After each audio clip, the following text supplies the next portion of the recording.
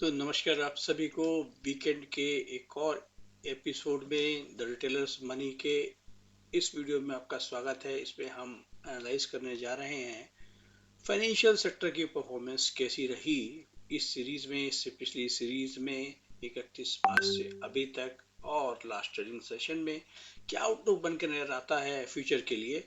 इन सारी बातों को हम एनालाइज करने जा रहे हैं इस वीडियो में।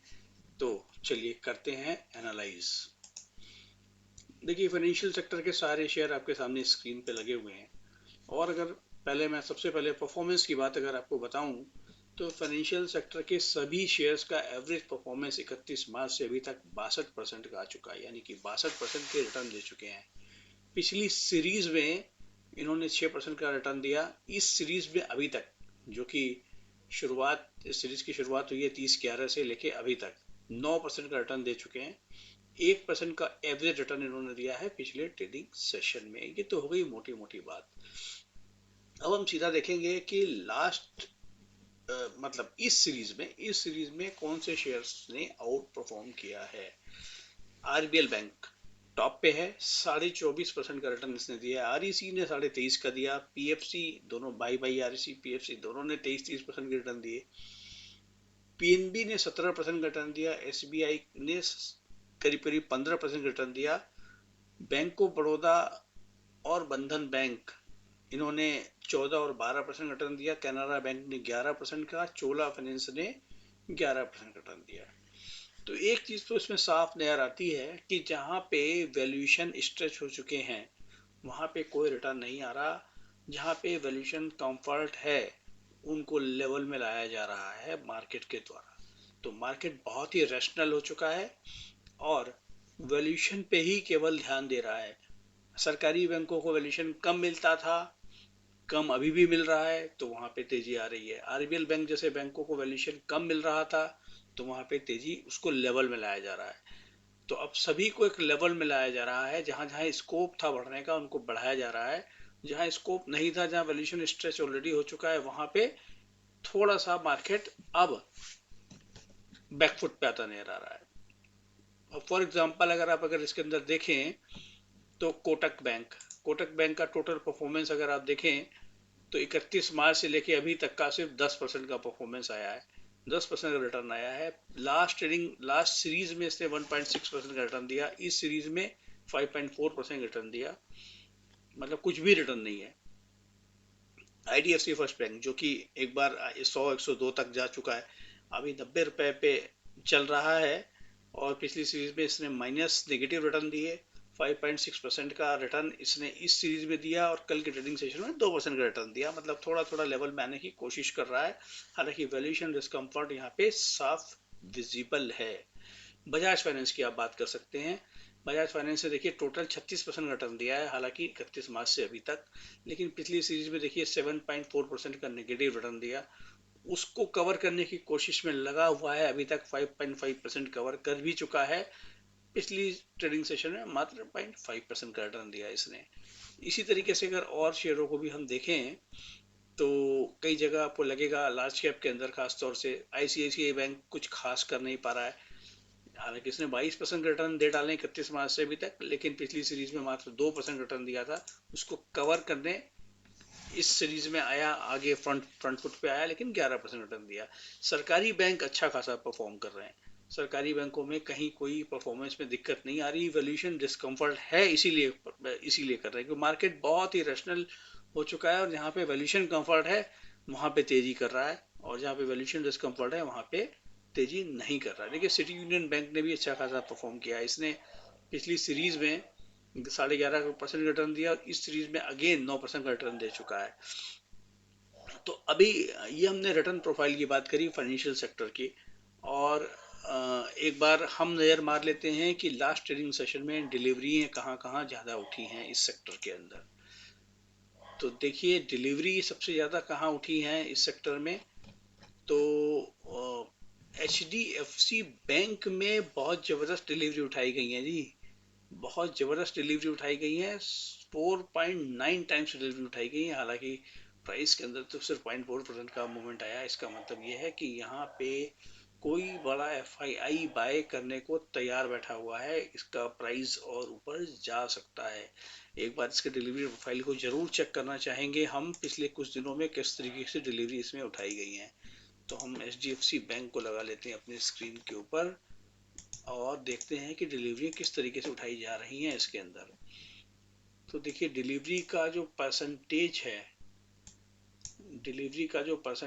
है वो पिछले ट्रेडिंग सेशन में 490% था, यानी कि करीब करीब 5 गुनी नॉर्मल की डिलीवरी उठाई गई थी। लेकिन उसके पहले कहीं एवरेज जैसी ही डिलीवरी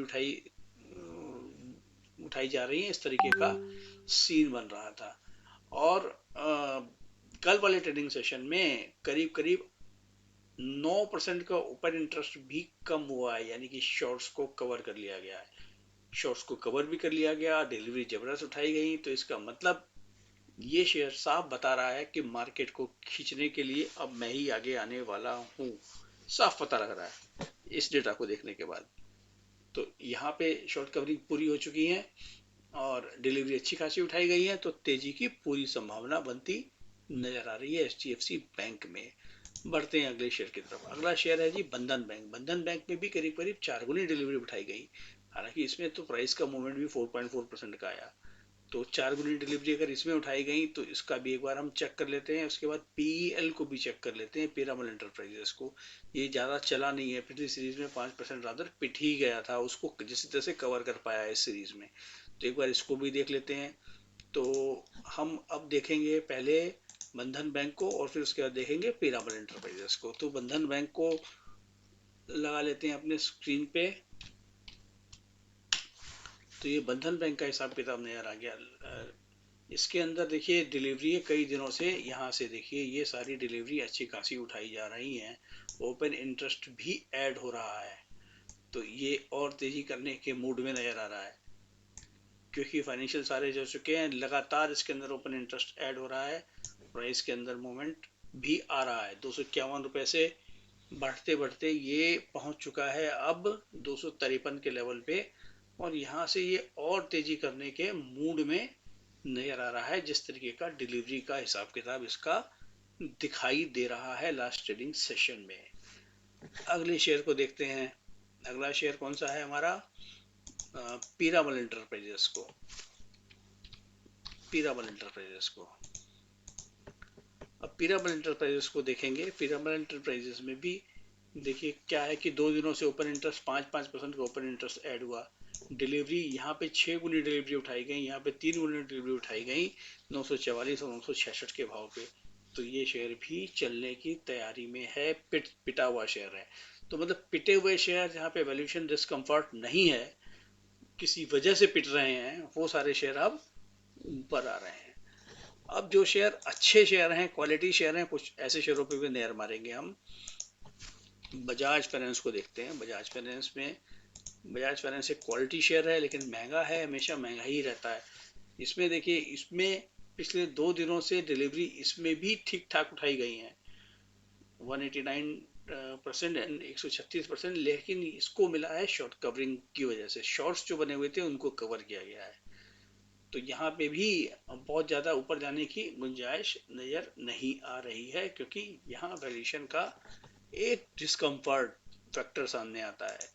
आगे हम बात कर लेते हैं एक आध किसी और शेयर के ऊपर। चोला फाइनेंस को देखते हैं।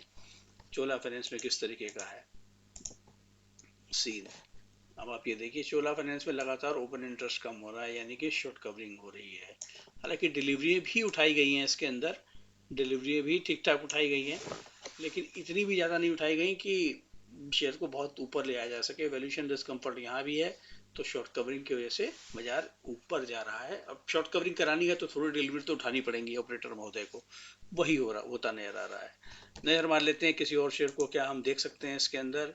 आरईसी पीएफसी को जरूर एक बार देख लेना चाहिए हमको, क्योंकि आरईसी पीएफसी ने सबसे ज़्यादा आउट परफॉर्म किया है मार्केट को। यहाँ पे वैल्यूएशन डिस्कम्फर्ट तो बिल्कुल ही नहीं है, वैल्यूएशन का पूरा पूरा कंफर्ट है। लेकिन सरकारी शेयर हैं, सरकारी चाल चलते हैं, इस समय मूड में है, चल रहे हैं। देखिए सरकारी शेयरों में इसमें देखा जाए तो डिलीवरीज जो हैं उतनी तो नहीं उठाई जा रही जितना ये शेयर चल रहा है, यानी कि 1.56 टाइम्स, 1.35 टाइम्स, 1.66 टाइम्स, 110 टाइम्स 53%, यानी कि नॉर्मल से भी कम, 82% नॉर्मल से भी कम, 88% नॉर्मल से भी कम। तो इसमें हालांकि शेयर बीच बीच में काफ़ी तेज हो जा रहा है। तेज होने की वजह सिर्फ यही है कि इसमें वैल्यूएशन, इसमें ऑपरेटर को प्ले करने में शायद परेशानी इसलिए नहीं आती है क्योंकि इसमें वैल्यूएशन डिस्कम्फर्ट बिल्कुल भी नहीं है। तो इसी तरीके से ये शेयर चलता हुआ नजर आ रहा है। और कुछ शेयरों के ऊपर नजर मार लेते हैं जल्दी से कि एसबीआई जैसे शेयर के ऊपर नजर मार लेते हैं कि एसबीआई जो है जो आउट परफॉर्म कर रहा है। एसबीआई की बात करें या दूसरे सरकारी बैंकों की बात करें, पीएनबी को ले लेते हैं। पीएनबी काफी तेजी में है इस समय। तो पीएनबी में भी देखिए शॉर्ट कवरिंग का ही सहारा नजर आ रहा है। कोई खास डिलीवरी उठाई जा नहीं रही है, सिर्फ शॉर्ट कवरिंग का सहारा नजर आ रहा है। शॉर्ट कवरिंग की वजह से ये ऊपर जा रहा है क्योंकि ये क्वालिटी शेयर तो बिल्कुल भी नहीं है अगर इसके फंडामेंटल्स को देखा जाए। तो एसबीआई की बात करें, एसबीआई के रिजल्ट इस बार के उतने अच्छे नहीं थे। तो रिजल्ट को देखकर तो लग रहा था कि टॉप आउट हो चुका है, टॉप और आगे नहीं जा पाएगा, लेकिन मार्केट तेज है तो ये भी तेज हो रहा है। अब इसमें लास्ट ट्रेडिंग सेशन में देखिए डिलीवरी तो ठीक उठाई गई है। ये नॉर्मल की करीब करीब 1.86 टाइम डिलीवरी उठाई गई है, लेकिन 4% का ओपन इंटरेस्ट कम हुआ है। आप ऊपर से देखिए लगातार इसमें शॉर्ट कवरिंग की जा रही है, लगातार शॉर्ट कवरिंग की जा रही है। जो भी तेजी आ रही है वो शॉर्ट कवरिंग की वजह से ज्यादा आ रही है, ना कि डिलीवरी बेस्ड बाइंग की वजह से। तो ये रहा लेखा जोखा पूरे के पूरे फाइनेंशियल सेक्टर का। अब इसको देखने के बाद कंक्लूजन क्या निकलता है? कंक्लूजन देखिए सीधा सीधा इसमें से यही निकलता है कि जहाँ पे वैल्यूएशन डिस्कम्फर्ट हो रहा है वहाँ पे तो सिर्फ गेम खेला जा रहा है। लेकिन जहाँ पे वैल्यूएशन कंफर्ट अभी भी है, हालांकि जैसे सरकारी बैंक होते हैं, सरकारी बैंक को कभी भी ज़्यादा वैल्यूएशन नहीं मिलता, लेकिन वैल्यूएशन देखा जाए तो उनका काफ़ी कम है, अभी भी कम है। आरईसी पीएफसी की बात की जाए काफ़ी कम है। एसबीआई की बात की जाए प्राइवेट सेक्टर बैंक के कंपैरिजन में तो काफ़ी कम है। तो वहाँ पे प्राइस को थोड़ा सा पुल किया जा रहा है। लेकिन अब पोर्टफोलियो में लेने के लिए क्या ये स्टॉक सही वैल्यूएशन पे खड़े हैं? तो जवाब है बिल्कुल नहीं। एक किसी हेल्दी करेक्शन का इंतजार जरूर करना चाहिए। अच्छी खासी करेक्शन 20-25% की आए तभी एंटर करना चाहिए, ऐसा हमें लगता है। तो इस वीडियो में इतना ही हमने चर्चा की पूरे के पूरे फाइनेंशियल सेक्टर के ऊपर, जो कि पिछले कुछ दिनों से दूसरे सेक्टर से कंपैरिजन में हल्का सा लैगार्ड नजर आ रहा था। हालांकि इस सीरीज में पिछले 2-3 ट्रेडिंग सेशन से अच्छा परफॉर्म कर रहा है। देखिए एडवाइस किसी के लिए कुछ भी नहीं है, बाइंग सेल का डिसीजन आपका खुद का डिसीजन है, लॉस प्रॉफिट आपका खुद का है। हमारी जो एनालिसिस थी वो हमने आपको सामने पेश की, आपने इसको देखा। आपका धन्यवाद। Thank you very much.